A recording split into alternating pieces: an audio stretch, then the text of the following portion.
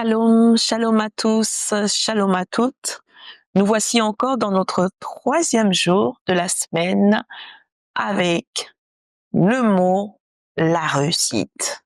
Nous sommes dans l'émission Un mot pour ta vie, 10 minutes de vérités bibliques pour marcher avec Dieu.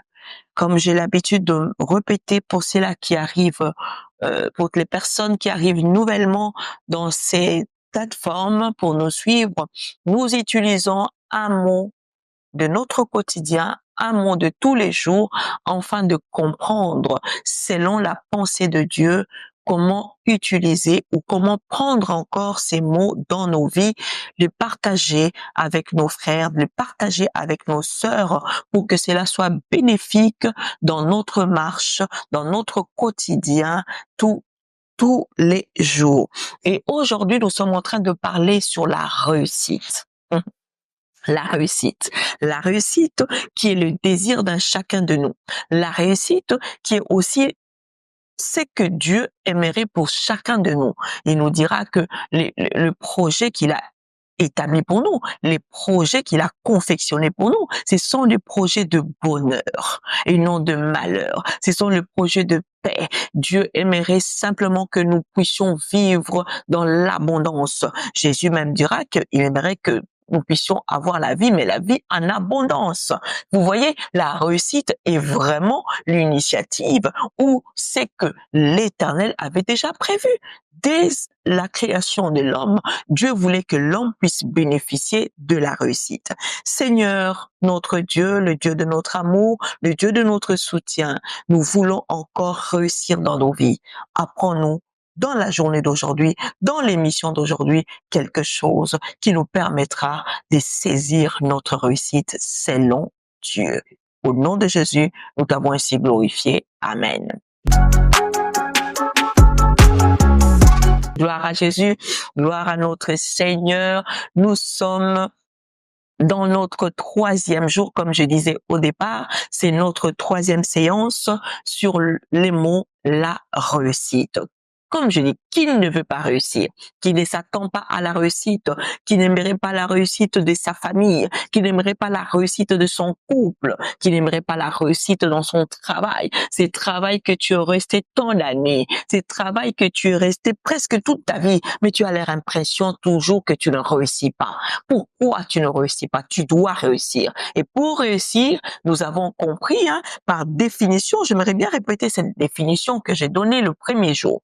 Je disais que la réussite, parce que nous sommes dans 10 minutes de vérité biblique, la réussite est ton obéissance à Dieu et à sa parole. En venant confier ta vie, tes projets, tout ce que tu entreprends, confie-lui en obéissant.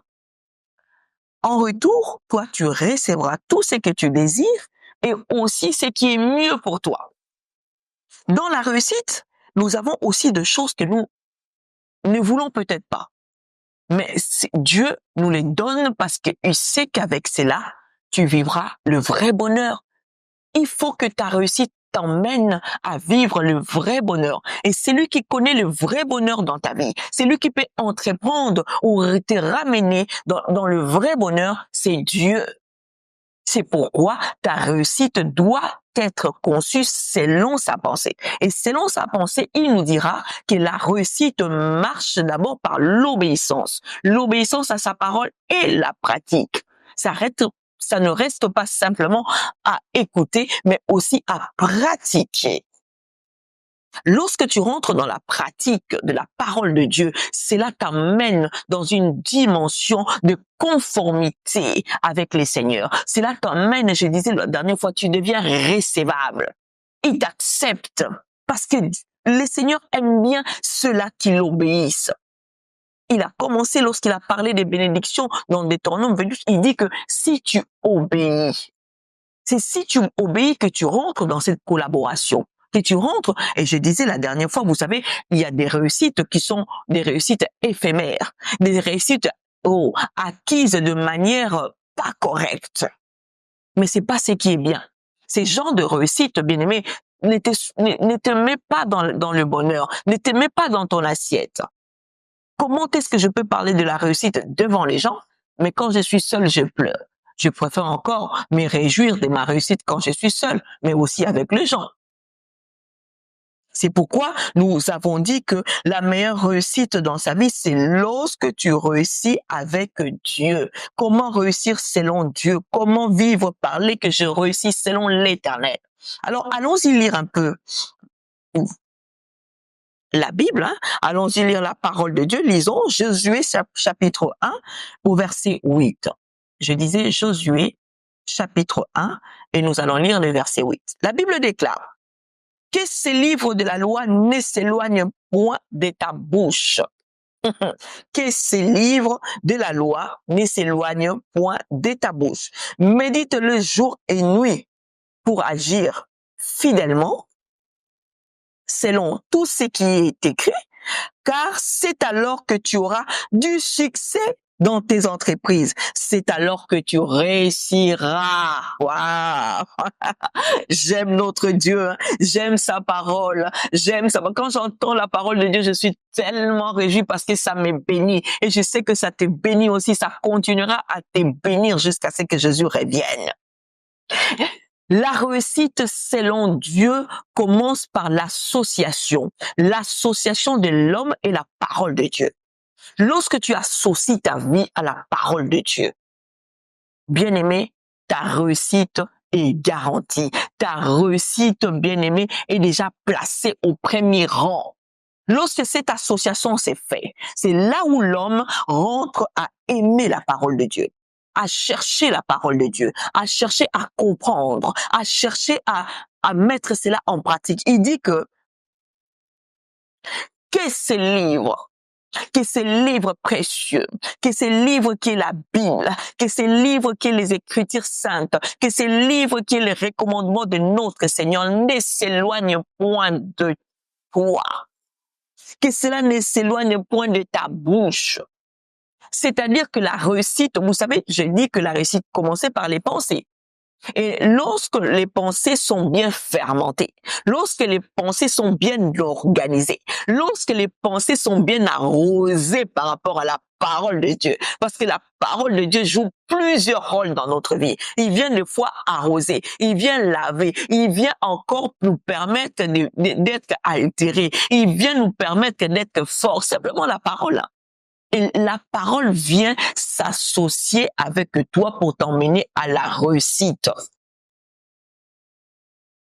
Et la Bible déclare que cette parole ne doit pas s'éloigner de toi, de ta bouche. Ça doit être permanent. C'est-à-dire que tout ce que tu veux faire, il faut que tu associes d'abord Dieu avec toi. Lorsque tu as l'associé l'associé qui ne l'abandonne pas, l'associé qui ne néglige pas, l'associé qui ne délaisse pas, l'associé qui n'oublie pas, l'associé qui a tout pour t'emmener à la réussite. C'est celui-là qu'on appelle Jésus-Christ de Nazareth. La réussite selon Dieu dépend de l'association. Mais quand tu associes Dieu dans ton problème, quand tu associes Dieu dans ta famille, quand tu associes Dieu dans tout ce que tu veux, sache que la réussite va te suivre parce que c'est un Dieu qui ordonne à la bénédiction de nous suivre. C'est un Dieu qui organise la bénédiction et la réussite pour toi. C'est pourquoi il veut que ces paroles ne s'éloignent point de ta bouche. Médite-le jour et nuit. Jour et nuit, tu dois passer. C'est-à-dire que tu n'as pas aucun moment, tu n'as aucune excuse. Tu n'as aucune excuse de dire que non, j'ai oublié de pouvoir associer. Non, ça doit être ton associé. L'associé est permanent. L'associé ne s'éloigne pas. L'associé, on les contacte avant de poser un acte. C'est-à-dire tout acte de ta vie doit être posé en commençant par collaborer avec Dieu. Wow. Je te dis, reviens encore demain. Suis-nous encore demain. Nous allons continuer ces bons moments dans la présence de notre Seigneur. N'oublie pas surtout de t'abonner. N'oublie pas de partager, de liker, de commenter, afin de recevoir nos notifications en temps et en heure. Pour aujourd'hui, je te souhaite une belle réussite dans tes entreprises.